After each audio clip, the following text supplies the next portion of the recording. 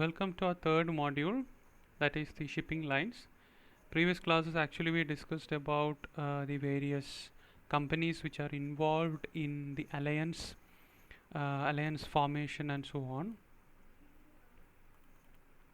So today actually we're gonna look for the hub and spoke model. So this is the thing that we actually discussed in our previous classes. The strategic alliances formed between different shipping lines as well as port to perform their different kinds of export import actions. അപ്പോൾ നമ്മൾ കഴിഞ്ഞ ക്ലാസ്സിൽ നോക്കിയത് ഇത്രയും കാര്യങ്ങളായിരുന്നു. ഓരോ shipping ലൈൻസും പോർട്ടുകളും തമ്മിലുള്ള ഒരു സ്ട്രാറ്റജിക് അലയൻസസ് ആണ്. അവരുടെ പോർട്ട് ഓപ്പറേഷൻസ് എങ്ങനെ ചെയ്യാം, എക്സ്പോർട്ടിങ് ഇമ്പോർട്ടിങ് മറ്റ് രാജ്യങ്ങൾ തമ്മിലുള്ള ചില ടാക്സ് ബെനിഫിറ്റ്സിന് വേണ്ടിയിട്ടുള്ള അവരുടെ കോൺട്രാക്ട്സ്, ബന്ധങ്ങൾ, ഇതിനെപ്പറ്റിയാണ് നമ്മൾ കഴിഞ്ഞ പ്രാവശ്യം ഡിസ്കസ് ചെയ്തത്.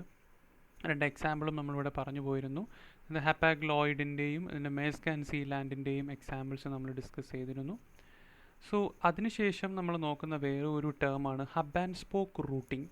ഹബ് ആൻഡ് സ്പോക്ക് റൂട്ടിംഗ് എന്ന് പറഞ്ഞാൽ നിങ്ങൾക്ക് എന്താണെന്ന് അറിയാം.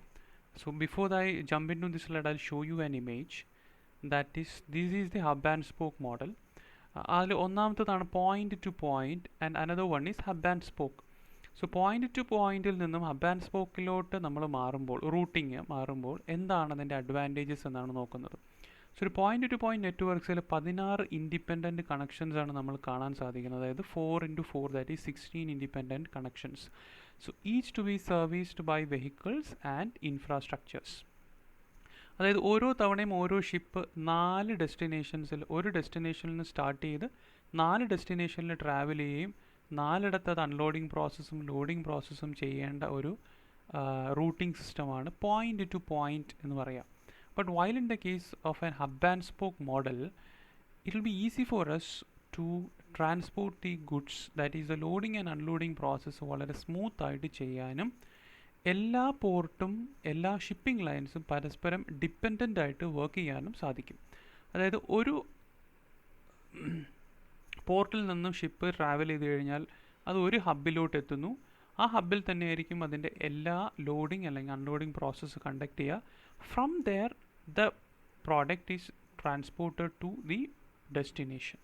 അവിടെ നിന്ന് മറ്റൊരു ഷിപ്പിലോട്ട് മറ്റേ ഡെസ്റ്റിനേഷനിലോട്ട് പോകുന്നു. അതായത് 4 രാജ്യത്തു നിന്നും വരുന്ന ഒരു ഡിഫറെൻറ്റ് കൈൻഡ്സ് ഓഫ് ഷിപ്സ് ഒരു ഹബ്ബിൽ എത്തുകയും അവരുടെ പ്രോഡക്ട്സ് അവരെ അൺലോഡ് ചെയ്യുകയും ആ പ്രോഡക്ട്സ് ഡിഫറെൻ്റ് ആയിട്ടുള്ള 4 കൺട്രീസിൽ വേണമെങ്കിൽ നമുക്ക് ക്ലബ് ചെയ്ത് കൊണ്ടുപോകാം. അപ്പോൾ ഒരു ഫോർ എക്സാമ്പിൾ ഞാനിവിടെ 4 countries, for example Japan, USA, London and China പറയുകയാണെങ്കിൽ 4ഇടത്തു നിന്നും 4 ടൈപ്പ് പ്രോഡക്ട്സ് ആയിരിക്കും ഹബ്ബിലെത്തുക.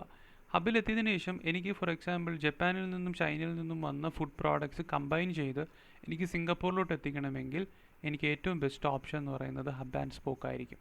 അപ്പോൾ അവിടെ ഹബ്ബിൽ വെച്ച് തന്നെ എനിക്ക് ഈ 2 പ്രോഡക്ട്സ് കമ്പൈൻ ചെയ്യാനും എനിക്കത് സിംഗപ്പൂരിലോട്ട് എത്തിക്കാനും സാധിക്കും. But while in the case of A point to point system, ഞാൻ ജപ്പാനിൽ നിന്ന് എനിക്ക് സിംഗപ്പൂരിലോട്ട് അവരുടെ ഫുഡ് പ്രോഡക്ട്സ് എത്തിക്കണം, ജപ്പാനിൽ നിന്ന് അല്ലെങ്കിൽ ചൈനയിൽ നിന്നും പിന്നെയും സിംഗപ്പൂരിലോട്ട്. അപ്പം 2 പ്രാവശ്യം ഒരു ഷിപ്പ് ഒരേ ഡെസ്റ്റിനേഷനിലോട്ട് ഫുൾ സ്ട്രെച്ചിൽ ട്രാവൽ ചെയ്യേണ്ട ആവശ്യം വരുന്നു.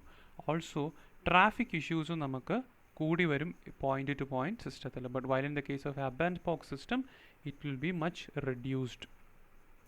സോ ഇവിടെ യൂസ്ഫുൾ നമുക്കിവിടെ താഴെ കാണാൻ 3 പോയിന്റ്സ് ആണ്. That is the economies of scale of connections by offering a higher frequency of services. ഒരു ഷിപ്പിന് അവരുടെ ഫ്യൂവൽ കൺസംഷൻ ഒരുപാട് ലാഭിക്കാൻ സാധിക്കും. Then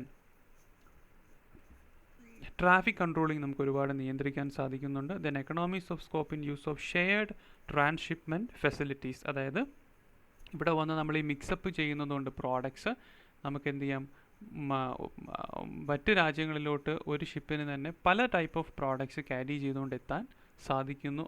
at the very and most important thing is time consumption നമുക്ക് വളരെയധികം കുറവാണ്. Then we can look into the previous slide, that is containers carriers operate in increasingly competitive and market driven environment, and they have to decide whether to route a shipment through a hub or directly to its destination. അപ്പോൾ hub വഴി പോകണമോ അല്ലെങ്കിൽ directly തന്നെ ഡെസ്റ്റിനേഷനിൽ എത്തണമോ എന്നുള്ളത് ഒരു shipment കമ്പനിക്ക് തീരുമാനിക്കാം. So containerization has gradually produced new forms of relationship among countries, regions and port cities. So containerization എന്ന് പറഞ്ഞൊരു ഓപ്ഷൻ ഉള്ളതുകൊണ്ട്, അതായത് നമ്മളൊരു കണ്ടെയ്നറിലായിരിക്കുമല്ലോ ഈ ബോക്സസ് അല്ലെങ്കിൽ കാർഗോസ് കൊണ്ടുപോവുക.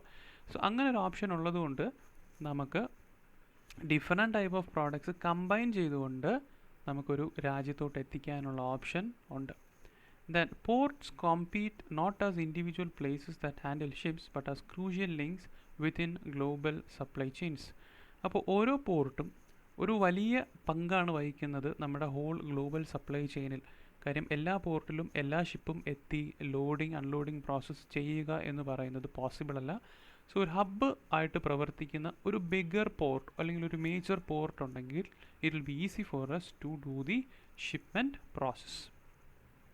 Then another important point is container shipping combines end-to-end services, that is line bundling services, pendulum services, which are connected to form extensive shipping networks. So line bundling services എന്ന് പറയുന്നതും pendulum services എന്ന് പറയുന്നതും ഇത്രയേ ഉള്ളൂ. In the case of line bundling services, a ship is travel to 2-3 different countries to collect the products, then delivering it to a destination. While in the case of a pendulum services, a ship will only travel to 2 countries for the collection of products.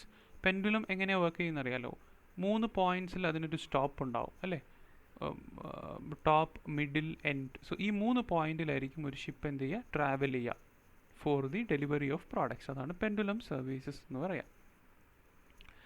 Then so these are some of the important points, and in each geographical region one or several ports are selected as hub ports based on location and freight shipping demands. Then large motherships are used to provide services among hub, and small feeder ships provide services between hub port and its spoke feeder ports in the same region. ഇവിടെ ഒരു പ്രത്യേകത ഇത്രയേ ഉള്ളൂ.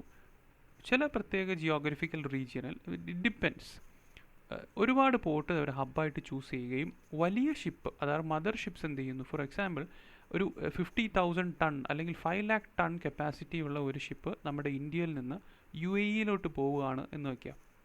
So that is the mother ship. So when the mother ship reaches the UAE port, Jebel Ali പോർട്ടിൽ എത്തുകയാണെങ്കിൽ അവിടെ നിന്ന് ചെറിയ ഷിപ്സിലോട്ട് നമ്മുടെ മദർ ഷിപ്പിലെ ഗുഡ്സ് ചെറിയ ദാറ്റ് മീൻ 5 lakhs നമുക്ക് ഡിവൈഡ് ചെയ്ത് 1 lakh TEU ഉള്ള ഡിഫറെൻറ്റ് ഷിപ്പിലോട്ട് ട്രാൻസ്ഫർ ചെയ്ത് സ്മോൾ ഫീഡർ ഷിപ്പ് അതാ ചെറിയ ഷിപ്പിലോട്ട് ട്രാൻസ്ഫർ ചെയ്ത് അതിന് നമുക്ക് 5 ഡെസ്റ്റിനേഷനിലോട്ട് അയക്കാൻ സാധിക്കും. സോ ഇവിടെ നമ്മൾ ഹബ്ബായിട്ട് ആക്ട് ചെയ്യുന്നത് UAE പോർട്ടാണ് അല്ലേ. മറിച്ച് ഒന്ന് ആലോചിച്ച് നോക്കുക, ഈ മദർഷിപ്പ് തന്നെ ഈ പറയുന്ന UAE ഹബ്ബിൽ എത്താണ്ട് 5 സ്ഥലത്തും ട്രാവൽ ചെയ്യുക എന്ന് പറയുന്നത് it is A huge Herculean task. അപ്പോൾ ഈ 5 സ്ഥലത്തും ഇത്രയും വലിയ ഷിപ്പ് ട്രാവൽ ചെയ്യുമ്പോൾ അവർക്ക് ബില്യൺസ് ഓഫ് ഡോളേഴ്സാണ് ഫ്യൂവലിന് തന്നെ അവർക്ക് ലോസ് ആവുന്നത്. സോ ഒരു ഹബ്ബിലോട്ട് എത്തുമ്പോൾ ചെറിയ ഷിപ്പിലാക്കി 5 ഡെസ്റ്റിനേഷനിലോട്ട് പോകുമ്പോൾ 5 സ്ഥലത്തും പ്രോഡക്റ്റ് ഒരേ ടൈമിൽ അല്ലെങ്കിൽ within a very few limited time നമുക്ക് പ്രോഡക്റ്റ് എത്തിക്കാനും സാധിക്കും. At the very moment it will be easy for us to manage the whole operations.